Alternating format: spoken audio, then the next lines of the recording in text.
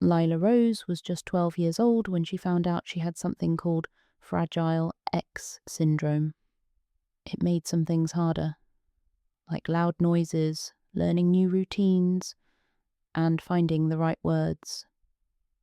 At first, Lila thought it meant she was broken, but little by little, she learned something else. Her brain wasn't broken. It was beautifully different. And different could be powerful. With the love of her parents and the help of a kind doctor, Lila began to understand her own mind.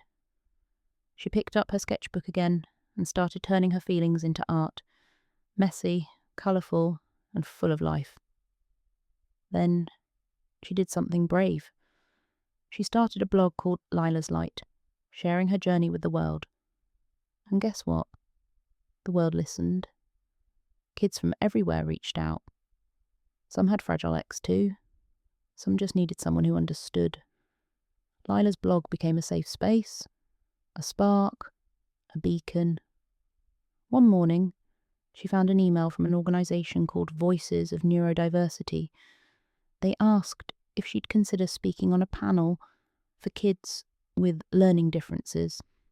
She reluctantly agreed to do so, giving her more confidence. She stood in front of her class and shared her story. She led art workshops where kids could draw what it felt like to be them, and she realised her voice wasn't just her own anymore. So she wrote a book, Brighter Than the Stars, a collection of stories, drawings, and poems for every kid who's ever felt different.